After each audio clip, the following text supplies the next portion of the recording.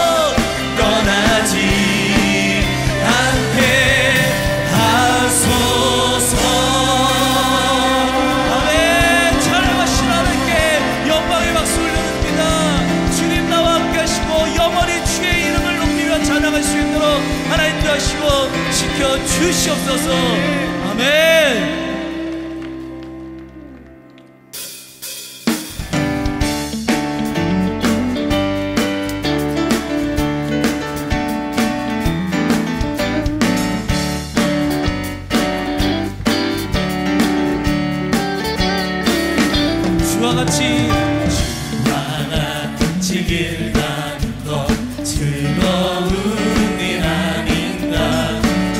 우리 주님 걸어가신 발자취를 밟겠네. 한 걸음 한 걸음 주 예수와 함께 날마다 날마다 우리 걸어가. 어린아이 같은 우리 미련하고 약하나 주의 손에 이끌리어 생명길로 가겠네. 한 걸음 한 걸음 주 예수와 함께 날마다 날마다 우리 걸어가. 꽃이 피는 들판이나 험한 골짜기라도 주가 인도하는 대로 주와 같이 가겠네. 한 걸음 한 걸음 주 예수와 함께 날마다 날마다 우리 걸어가. 선지자의 높같이 우리들도 천국에 들어올라갈 때까지 주와 같이 걷겠네. 한 걸음 한 걸음 주 예수와 함께 날마다 날마다 우리 걸어가. 한 걸음 한 걸음 한 걸음 한 걸음 주 예수와 함께 날마다 날마다 우리 걸어. 한 걸음 한 걸음 한 걸음 한 걸음 주 예수와 함께 날마다 날마다 우리 걸어가.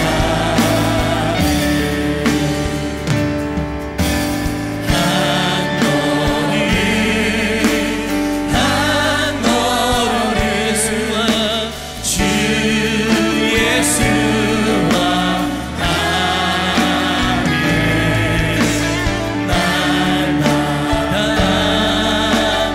날마다 우리 걸어가. 한 걸음 한 걸음 한 걸음 주 예수와 날마다 날마다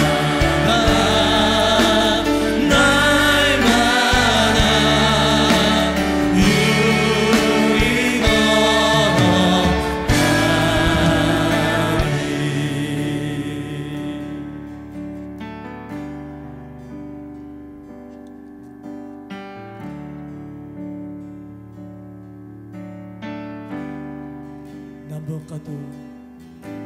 나 무엇과도 주님을 바꾸지 않으리.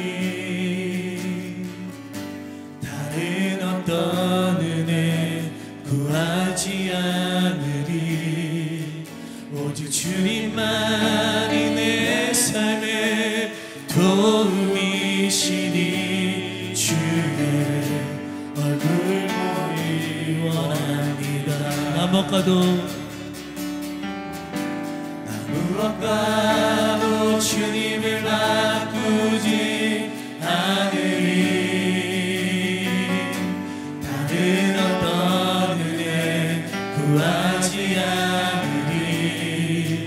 오직 주님만이 내 삶의 도움이시니 주의 얼굴 보기 원합니다.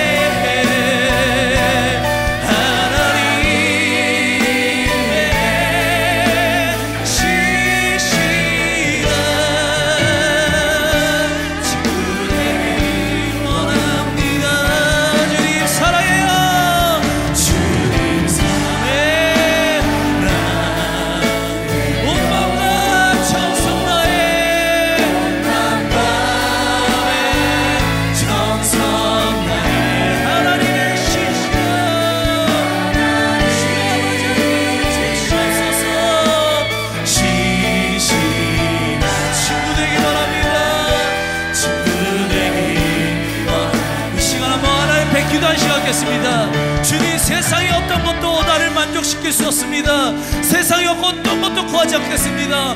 오직 하나님의 이름만을 높이며 내가 하나님께 영광 돌리며 살아가는 내 인생 되겠습니다. 세상의 모든 것들, 헛된 것들 버리고 오직 주님께만 영광 돌리는 인생 되게 달라고 주 한마디 주고 간절히 부르짖겠습니다. 주여, 하나님 아버지, 주님 역사하시고 하나님 붙잡아 주시옵소서. 나의 인생에, 나의 삶에 주님을 사랑하며 주의 이름을 높이는 하나님 그 나라 아버지 자녀의 삶이 멈추지 않도록 하나님 붙잡아 주시옵소서. 하나님 주님의 시험이 있사오니 하나님 우리 마음을 주시옵소서. 하나님 어디가 주시옵소서. 하나님 속에 오직 하나님 때문에 영광을 살아갈 수 있는 나의 인생 될 수 있도록 하나님 붙잡아 주시옵습니다. 하나님 영광 하나님 주의 시험을 잡아주시옵소서. 하나님께서 나의 삶을 주의 이름을 높이며 주님께만 영광을 하나님 신실한 주의 친구 되길 바랍니다. 아버지, 나 여기 받으시고 하나님 지켜주시옵소서. 주님 사랑하며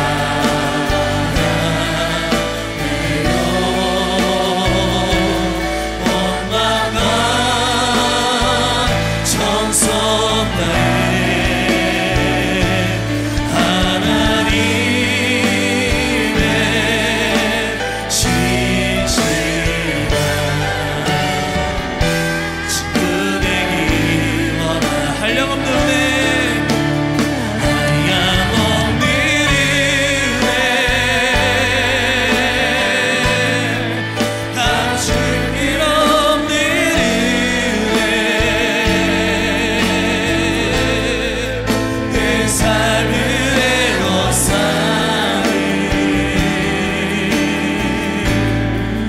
하나님의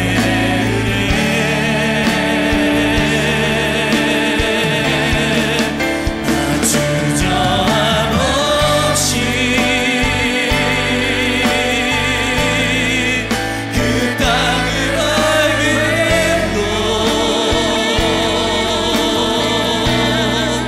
나를 붙드시는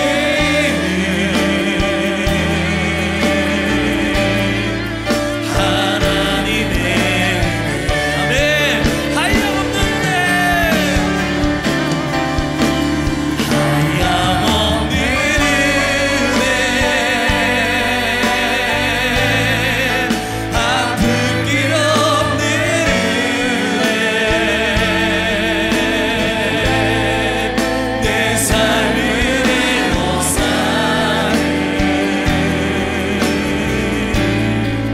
하나님의 은혜, 나 주저함 없이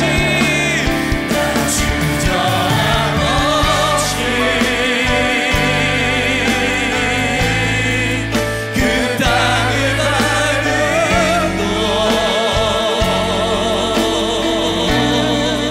나를 붙드시는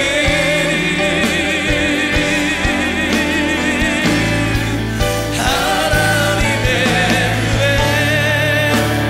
다시 한번 기도할 때 오늘도 말씀 가운데 큰 은혜가 임하게 달라고 주 한번 치고 한자를 부르겠습니다.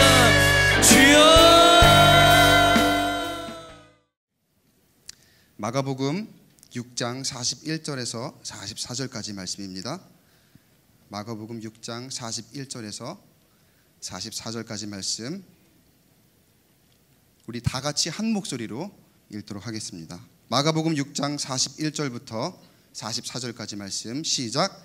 예수께서 떡 5개와 물고기 2마리를 가지사 하늘을 우러러 축사하시고 떡을 떼어 제자들에게 주어 사람들에게 나누어 주게 하시고 또 물고기 2마리도 모든 사람에게 나누심에 다 배불리 먹고 남은 떡 조각과 물고기를 12바구니에 차게 거두었으며 떡을 먹은 남자는 5,000명이었더라. 아멘. 주연에 집중하고 어쩌다가 조연이 빛을 보는 경우가 있기는 하지만 엑스트라가 주목을 받는 경우는 거의 없어요. 그도 그럴 것이 엑스트라들은 극 중에 이름이 부여되는 경우가 거의 없거든요. 그런데 여러분, 아무리 엑스트라 한 명이라 할지라도 이름 없는 엑스트라라고 해도 그 역할을 무시할 수는 없습니다. 왜냐하면 그 엑스트라가 없이는 작품이 완성될 수가 없기 때문입니다. 거리씬이 있어요. 근데 그 거리씬에 주인공 2명이 연기를 해야 되는데 지나가는 행인이 하나도 없이 그냥 그 2명이 무언가 씬을 찍어야 된다고 한번 상상을 해보세요. 아니면 전쟁씬이 있습니다. 그런데 수많은 병사들이 뒤에 배경으로 나와야 되는데 주인공들만 말 타고 나와서 싸운다고 한번 생각을 해보세요. 어색하기 짝이 없겠죠. 참 없어 보일 겁니다. 적어도 있어 보이게 하기 위해서라도 엑스트라가 필요한데 얼마나 없어 보일까요?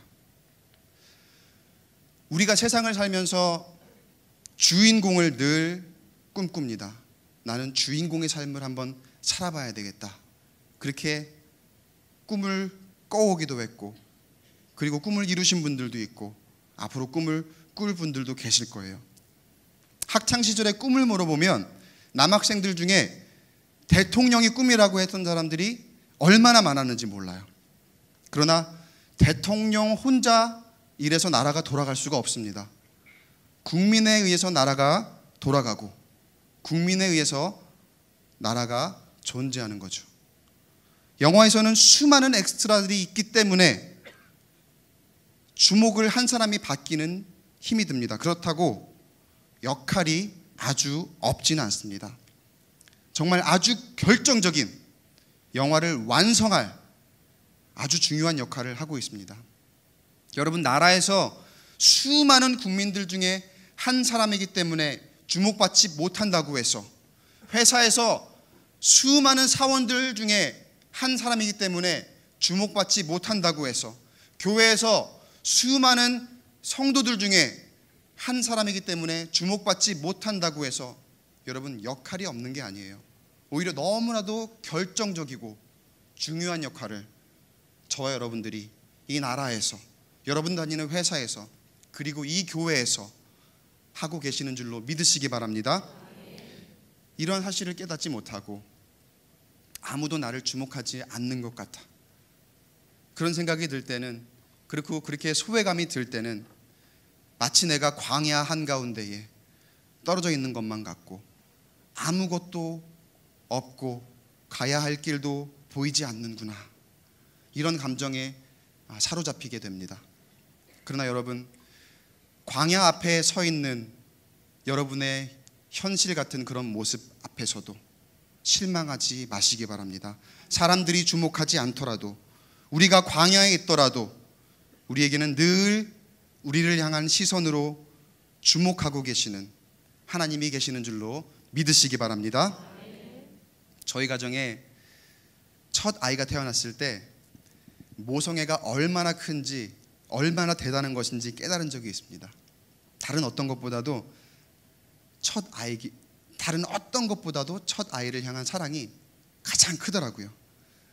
제 아내가 자신의 몸을 돌보지 않고, 근데 거기까진 감동인데 남편의 몸도 돌보지 않고, 근데 제가 그때 하필이면 그때 지독한 독감에 걸려서 알아 누웠어요. 제가 누가 수발을 들지 않으면 너무나도 힘이 든 그런 상황에 처해 있었던 거예요. 그런데 그때 정말 소외감 느껴지더라고요. 아프면 여러분 왜 더 서럽잖아요. 괜히 집안에서 버려진 것 같고 왕따가 된 것 같고. 그런데 이해는 돼요. 아이에게 바이러스가 옮거나 그러면 안 되니까 저도 서로 조심하는 거죠. 서로 조심하면서도 은근히 서러운 마음과 소외감이 찾아오던데, 여러분들은 그런 경험 없으세요 혹시? 있으시죠? 저만 그런 거 아니죠? 마치 광야 한가운데 혼자 뚝 떨어져서 고통 가운데 살고 있는 그런 모습 다 지나고 보니까, 그런데 모두 건강한 모습에 그저 감사하게 되더라고요. 근데 그때는 그게 얼마나 소외감을 느끼고 얼마나 서럽고 얼마나 힘이 들던지, 여러분 그런 때라도 모두 다 지나가게 하시고, 여러분 광야와 같은 현실에 매일같이 살아가고 있는 우리들이지만 하나님이 우리를 인도하시기 위해 내어주실 길을 기대하며 그 길을 따라 걸어가는 저와 여러분 되길 주님 이름으로 축원합니다. 오늘 읽은 마가복음에서는요, 예수님께서 오병이어 기적을 이루신 곳이 어떤 곳인지 보여주세요. 제가 오병이어 기적에 대한 얘기를 오늘 잠깐 여러분과 나누고자 합니다. 오늘은 말씀 빨리 끝나고 좀 기도할게요. 오늘 6장 32절, 35절 말씀을 보면은 오병이어 기적을 이루신 곳이 어떤 곳인지 보여주는데 32절, 35절 한번 읽어보겠습니다. 32절 먼저 시작. 이에 배를 타고 한적한 곳에 갈새. 그리고 35절 때가 저물어 가매 제자들이 예수께 나와 여짜오되 이곳은 빈들이요 날도 저물어 가니.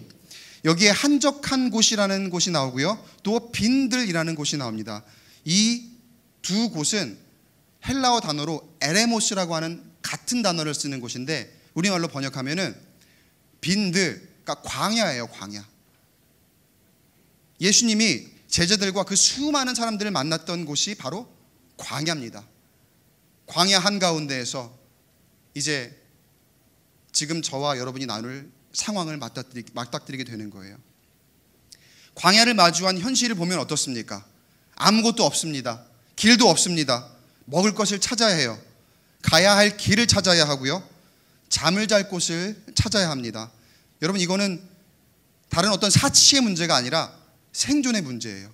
광야 한가운데 떨어지면은요, 사람이 적고 많건 간에 이제는 생존의 문제에 맞닥뜨리게 되는 거예요. 내가 광야에 떨어진 것과 같은 그런 어려움을 겪고 있을 때에는 여러분들 생존의 어려움을 겪는 것과 같은 그런 어려움이 나에게 찾아오는 것 같죠.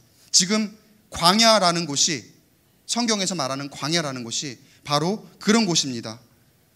광야의 기후 조건을 보면은요, 연간 강수량이 100에서 150mm 정도의 1년에 불과할 정도로 아주 적습니다. 그리고 마르고 건조한 기후가 계속되는데, 여러분 마르고 건조한 그런 기후의 특성을 보면은 낮에는 정말 뜨거워요.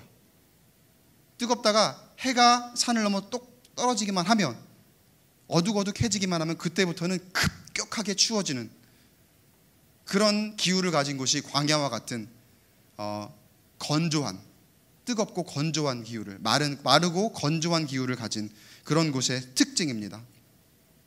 그래서 밤이 되면 춥고 낮이 되면 너무나도 뜨거운데, 지금 이 사람들이 처한 현실은 이제 곧 날이 저물게 되고 이제 추위가 찾아오게 됩니다. 제자들의 걱정이 이만저만이 아닙니다. 그리고 그 무리의 수많은 사람들도 이제는 걱정이 먼저 앞서기 시작하는 그 광야의 현실 앞에 모두가 맞닥뜨려 있습니다.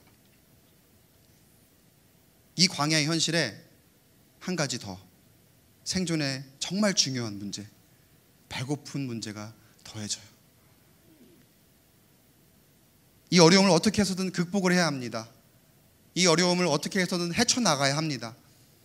그런데 제자들이 보이는 모습을 우리가 한번 주목해 볼 필요가 있습니다. 이 어려움을 극복해 보려고 주인공이 누굴까요? 주인공은 예수님. 주인공인 예수님의 활약을 제자들이 기대하기 시작해요. 그래서 예수님께서 나서서 문제를 해결해 주시기를 구합니다. 36절을 함께 읽어보겠습니다. 마가복음 6장 36절 시작. 무리를 보내어 두루 촌과 마을로 가서 무엇을 사 먹게 하옵소서. 자, 이제 자기에게 두려움이 찾아오고 이 광야의 현실을 극복은 하긴 해야 되겠는데, 우리에게는 그렇지, 우리 예수님이 계시지, 우리의 히어로, 우리의 영웅, 우리의 주인공 예수님이 계시지. 예수님께서 이 어려움을, 이 광야의 현실을 해결해 주실 거야 라고 자신 있게 예수님께 가서 제안을 드리는 거예요. 예수님, 지금 우리가 처한 현실이 이제 이렇습니다. 그러니까 예수님께서 이 사람들이 지금 광야 여기는 아무것도 없사오니 두루 나가서 먹을 것을 사서 먹고 오게 하는 게 어떻겠습니까? 이런 제안을 합니다. 그때 제가 답을 먼저 말씀드릴게요. 예수님께서 역으로 돌아오는 답이 이렇습니다.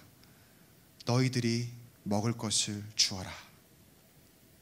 오늘 마가복음 6장 37절의 상반절을 한번 함께 읽어보겠습니다. 시작. 대답하여 이르시되 너희가 먹을 것을 주라 하시니.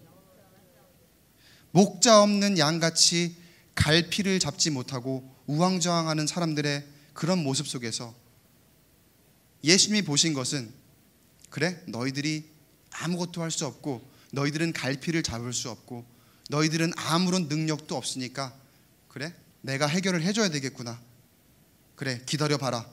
내가 어떻게 능력을 보여줄지. 이렇게 대답을 하실 수도 있었어요. 예수님은 그런 능력이 충분히 있으신 분이시니까. 그런데 의외로 돌아오는 대답은 뭐라고요? 너희가 먹을 것을 주어라. 예수님이 보신 것은요, 이 사람들에게 아무런 능력이 없다고 생각한 것이 아니라 믿음이 부족함을 보셨던 거예요. 저들에게 믿음만 주어진다면 이 어려움을 이겨나갈 충분한 능력이 있는데, 그런데 저 제자들은, 그리고 저 사람들은 자신들은 할 수 있는 게 없다고 생각하면서 이리저리 갈 바를 알지 못하고 예수님에게 기대고 있고, 그리고 예수님만을 바라보고 의지하는 그런 제자들에게 예수님께서 이렇게 말씀하세요. 너희들이 가서 먹을 것을 주어라. 예수님이 주인공이라고 한다면요, 어떻게 보면 이 제자들은 이름이 좀 등장을 하는 때가 있잖아요. 그러니까 조연의 역할 정도로 보면 좋을 것 같아요. 그러니까 이 조연들이 스토리를 전개해 나갈 수 있도록 역할을 예수님께서 지금 부여해 주시는 거예요. 근데 이따 말씀에서 나오겠지만 이 제자들에게만 역할을 부여주시는 게 아니라, 다시 말해서 주인공이 조연들에게만 역할을 부여해 주시는 것이 아니라 거기에 모인 수많은 사람들, 이 사람들을 이름도 등장하지 않고 성도 모르고 그리고 나이가 몇인지도 모르고 별로 존재감 없는 엑스트라와 같은 이 모든 사람들에게까지 역할을 주셔요. 그러나 어찌된 일인지요, 이 조연들이 자신감이 없어 보입니다. 현실 앞에 굴복하는 모습을 보입니다.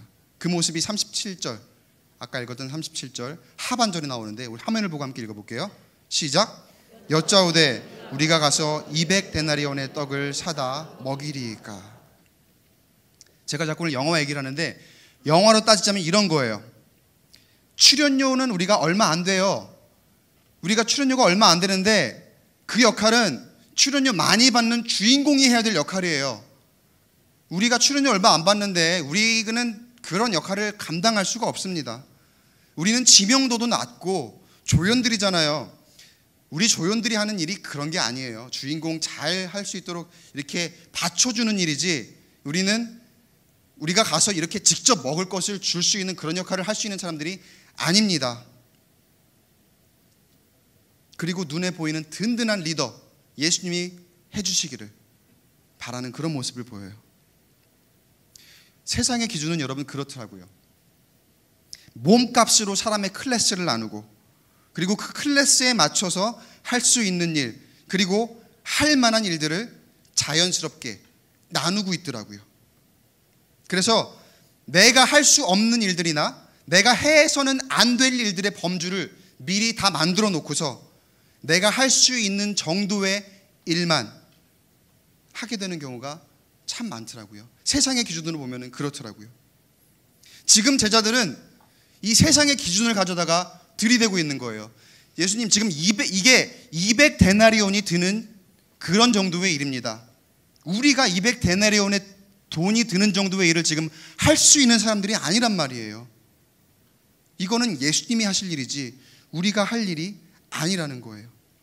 지금 제자들은요, 200데나리온의 떡은 자신들의 능력 밖이라고 미리 포기하는 거나 마찬가지예요. 그러나 예수님의 생각은 달랐습니다. 어떻게 달랐어요? 이미 저들에게 능력을 주신 줄로 믿습니다. 이미 그들에게 능력을 주셨거든요. 너희가 가서 먹을 것을 주어라. 그렇게 말씀하셨을 때에, 명하셨을 때에, 선포하셨을 때에 이미 그들에게 그 먹을 것을 줄 수 있는 능력을 주셨는데, 그래서 그 말씀에 순종하고 그 말씀을 대로 행했다면 이룰 수 있었을 것을 제자들은 자신감이 없이, 그리고 세상의 기준과 잣대를 들이대면서 200데나리온은 어찌에 일은, 그건 몸값 높으신 예수님께서 할 수 있는 일이지 우리가 할 수 있는 일이 아닙니다. 현실 앞에 쉽게 굴복하는 모습을 보이고 맙니다. 우리가 광야 앞에 서 있는 것처럼 어려운 현실이 우리 앞에 닥칠 때 그 어려운 현실을 극복해 보려고 몸부림을 치지요. 그리고 하나님 앞에 매달려 기도할 때도 있습니다. 분명한 것은 광야 앞에서 우리가 어려운 현실 속에 있을 때에 하나님께서 능히 그 현실을 극복할 수 있도록 인도하실 줄로 믿습니다. 그런데 우리가 사람의 생각으로요, 어려움을 극복하는 일반적인 생각은 한마디로 대박이에요. 대박. 일반적으로 우리가 안 그런 것 같은데 그런 생각을 많이 가져요. 한 방에, 어느 순간 한 방에 이 현실이 뒤집혀져야 되고, 어느 날 새로운 삶이 한 번에 빡 하고 펼쳐져야 어려운 광야와 같은 현실을 극복하는 거라고 생각하는 경우가 참 많아요. 그런 거야말로 기적이라고 생각하고, 하나님이 한 방에 빵 하고 터뜨려 주시는 그런 놀라운 일, 이렇게 현실을 극복하고 싶어 해요. 우리가 일반적으로 우리의 어려운 현실을 타개하려고 할 때, 극복하려고 할 때, 하나님께 바라고 매달리고 기도할 때, 뭔가 일이 해결될 때 이렇게 해결돼야 될 거라고 생각하는 경우가 얼마나 많은지 몰라요. 지금 제자들이 마찬가지예요. 제자들은 자신들에겐 그런 능력이 없다고 한 번에 판단하고 포기해버린 거죠. 우리는 한 방에 빵! 이거 할 수 없습니다. 그건 예수님이 하실 일이죠. 그리고 주인공 예수님의 활약으로 한 번에 이 모든 사람들이 먹을 수 있도록, 아무것도 없는 상황에서도 먹을 것을 만들어 주시기를, 뭐 그런 기적을 바라고 있었는지도 몰라요. 아무것도 없는 빈들에서, 우리가 지금 가지고 있을 수 있는 아무것도 없는 그 광야와 같은 곳에서 예수님께서 빵 하고 터뜨리는 그 기적으로 여기 있는 사람들에게 그 배고픔과 그 추위와 모든 것을 해결해 주실 거라, 그런 기대를 어쩌면 하고 있었던 거예요. 그러나 예수님의 생각은 계속해서 달랐습니다. 말하자면 이런 거예요. 우리의 삶 속에 한결같은 믿음만 있다면 우리의 일상 속에 어느 순간 한 방에 빵 터지는 기적이 아니라 우리의 일상 속에 기적은 늘 일어나고 있다고 말씀하시는 줄로 믿습니다. 분명히 초자연적인 기적도 우리에게 보여주셔요. 그런데 그 초자연적인 기적을 보여주시는 그 상황 안에서도 우리에게 주시는 말씀이 있어요. 믿음 없는 자들아, 너희 안에 능력이 있고 순종할 때에 너희가 능력을 행할 수 있고, 그리고 너희가 믿기만 하면 너희 일상이 날마다 기적으로 되풀이되고 있는데 믿어라. 하나님의 능력을 믿어라. 하나님의 구원을 믿어라. 하나님의 말씀을 믿어라. 할렐루야. 이렇게 우리에게 오늘 이 시간에도 말씀하시는 줄로 믿습니다. 그러면 꼭 드라마틱한 변화가 아니더라도 우리의 삶 속에서 점진적으로 계속해서 변화하는 하나님의 인도하심을 우리 삶 속에서 경험하게 될 줄로 믿습니다. 여러분, 예수님께서 오병이어의 기적을 이루실 때에도 우리가 말씀을 읽다 보면은 마치 우리도 주인공에 늘 집중하잖아요. 그러다 보니까 이 말씀이 마치 예수님께서 모두 하신 것 같죠. 예수님께서 주인공이긴 하시지만 조연들에게도, 아까 말씀드렸던 것처럼 조연들에게도 제자들에게 역할을 주셨고, 그리고 함께한 모든 사람들이 엑스트라의 역할로 앉아있기는 했지만 그들 모두에게 역할을 주셨습니다. 자, 어떤 역할을 주셨는지 한번 성경을 보도록 하겠습니다. 마가복음 6장 41절 말씀입니다. 함께 읽어보겠습니다. 시작. 예수께서 떡 5개와 물고기 2마리를 가지사 하늘을 우러러 축사하시고 떡을 떼어 제자들에게 주어 사람들에게 나누어 주게 하시고 또 물고기 2마리도 모든 사람에게 나누심에. 아멘. 여기에서 여러분 두 군데 줄을 한번 쳐보세요. 나누어 주게 하시고, 사람들에게 나누어 주게 하시고, 또 맨 마지막에 모든 사람에게 나누심에. 오늘 본문 읽었던 맨 마지막 44절을 보면은 남자만 5,000명이 먹었다고 했는데, 많이 들으셨죠? 여자들과 뭐 아이들까지 합치면 5,000명에 곱하기 2, 아니 곱하기 3, 최소한 그 정도는 되는 사람들이 모인 곳이에요. 이곳이. 모르긴 몰라도 제 상식적인 판단으로는요, 말소리 전달이 아마 잘 안 되는 곳이었을 거예요. 뭐 예수님의 말씀이 어느 정도 지형지물 그런 영향으로 그래도 잘 들렸을 거다라고 그렇게 이야기하는 학자들도 있는데, 그런 학자의 견해는 견해고 제가 생각할 때는 상식적으로 10,000명이 넘는 사람들이 지금과 같은 마이크나 음향시설을 갖추지 않은 그런 상황에서 광야예요. 아무것도 없는 그런 빈들이에요. 아무리 지형지물의 도움을 받는다 하더라도 예수님께서 설교하시는 그런 말씀을 집중해서 들을 수가 있었을까? 그리고 또 한 가지 의문이 되는 거는요, 그 사람들이 오병이어의 기적을 지금 체험을 하고 있습니다. 자기에게 음식이 돌아오고 있는데 어떻게 지금 나에게 전달되고 있는 이 떡과 물고기가 처음에 물고기 2마리와 떡 5개에서부터 시작되었다는 것을 알 수가 있었을까? 아마 저 뒤에 있는 사람들은 이렇게 생각했을 수도 있어요. 아우, 오늘 여기 말씀 들어왔는데 밥도 주네. 아, 미리 많이 준비했나 보다. 이렇게 생각할 수도 있었을 거예요. 저 뒤에 있는 사람이 그냥 가만히 있었다면은 이게 처음에 물고기 2마리와 떡 5개에서 시작되었다는 것을 어떻게 알 수가 있었을까? 앞에서 들은 이야기들이 뒤로 전달이 되고, 앞에서 나눈 떡과 물고기도 뒤로 전달되면서 이 기적이 이루어지지 않았을까요? 할렐루야. 말씀이 앞에서 뒤로, 예수님이 하신 말씀을 예수님이 지금 앞에서 이렇게 얘기하셨어. 야, 지금 하신 말씀은 정말 중요한 말씀인데 앞에서 지금 말씀 들어보니까 이런 말씀이 전달이 돼서 오는데 정말 중요한 말씀이야. 아, 너무 감동이야. 그리고 물고기와 떡을 전달하면서 지금 나누는 물고기와 떡이 어떤 소년이 자기가 가지고 온 물고기 2마리와 떡 5개를 제공해서 거기서부터 지금 우리에게까지 전달이 되고 있는 거라고 하는데 놀랍지 않아? 지금 이 사람들이 거기에서 시작한 그 음식들을 다 먹고 있는 거라고. 기적이야. 이건 기적이라고. 이렇게 전달이 되지 않았을까요? 사랑하는 꿈의 교회 성도 여러분, 나눔을 하는 사람들의 역할이 있었기 때문에 기적이 실현될 줄로 믿습니다.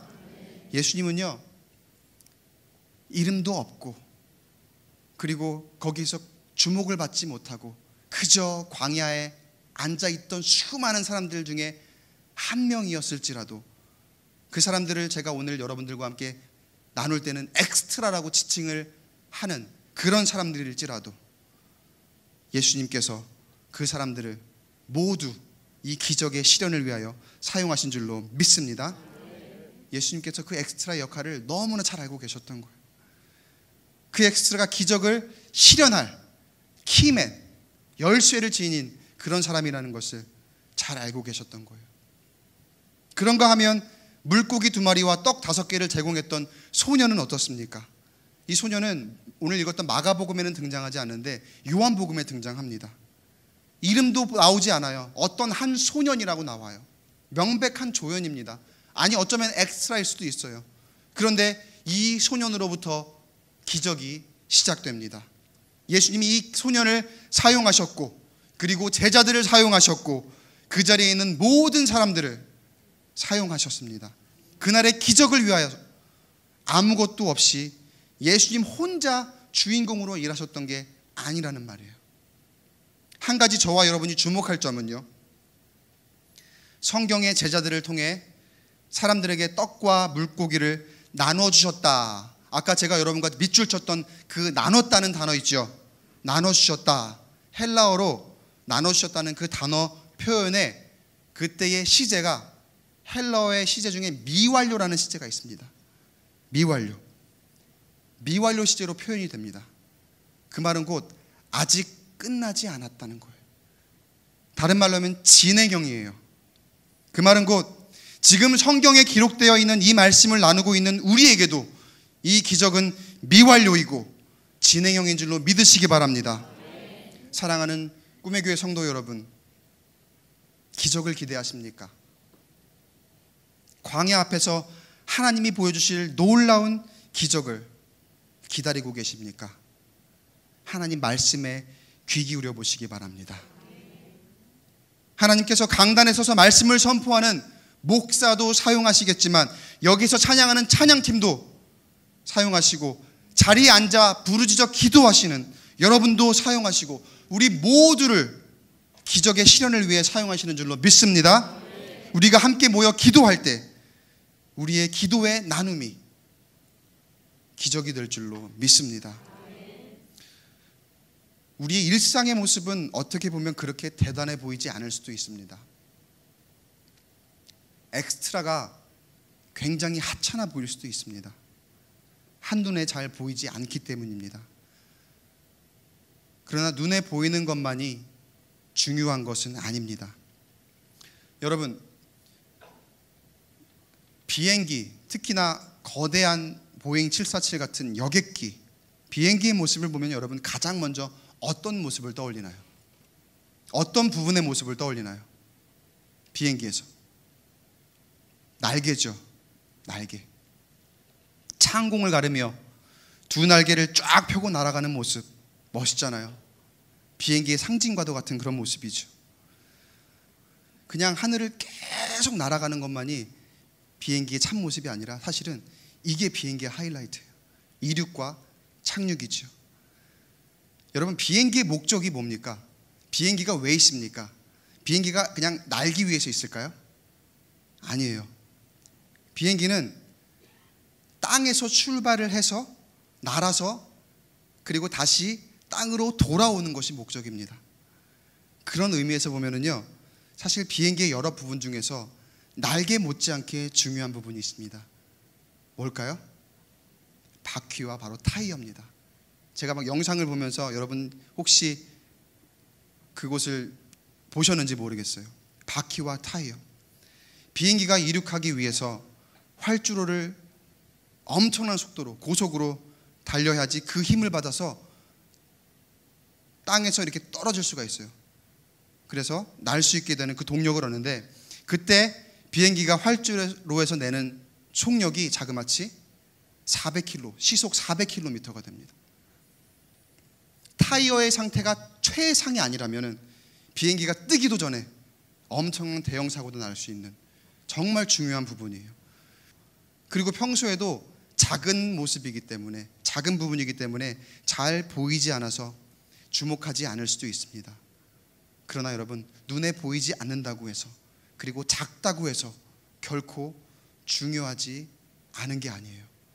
그만큼 중요한 게 없어요. 그 바퀴가 없다면 비행기는 땅에서 뜰 수도 없고, 그리고 떠 있다가 내릴 수도 없는 거예요. 우리 중에 날개의 역할을 맡은 사람이 있을 수도 있습니다. 때로는 타이어의 역할을 맡은 사람이 있을 수도 있습니다. 그런데 중요한 것은 여러분, 더 잘 보이고 덜 보이고가 중요한 것이 아니라 어떻게 비행기가 원래의 목적으로 쓰이도록 역할을 하느냐가 중요한 것입니다. 그렇게 보면 여러분, 우리 눈에 잘 보이지는 않지만 타이어는 어쩌면 비행기에서 가장 중요한 부분일 수도 있는 거예요. 이 비행기 얘기를 하면서 오늘 말씀을 정리하도록 하겠습니다.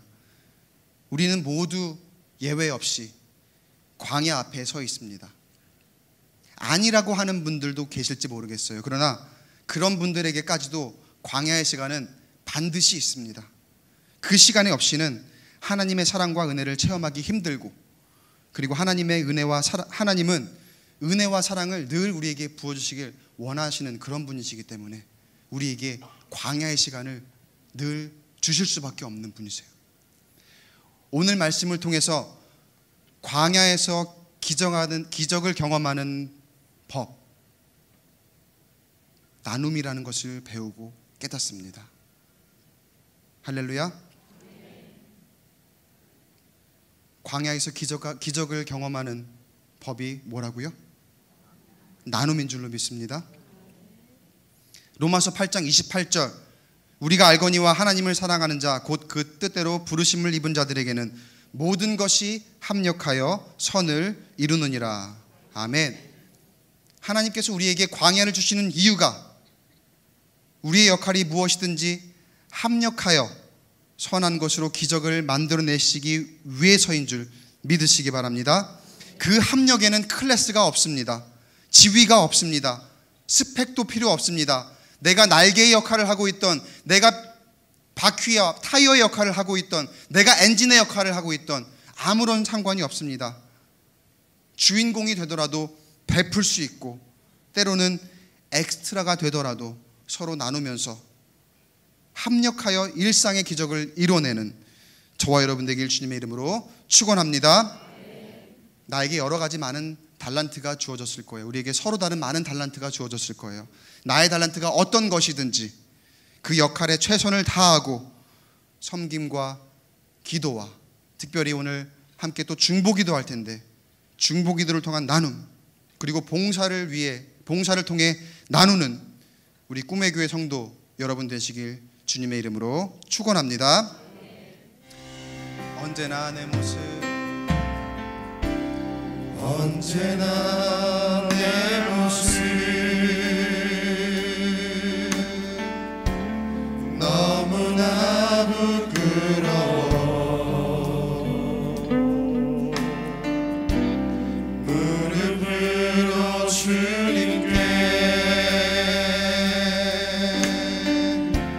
기도로 가오니 나 홀로 서 있는 죽은 내 영 깨워주시옵소서. 주님만 나를 세워 내 영 살게 하소서. 주님 내 안에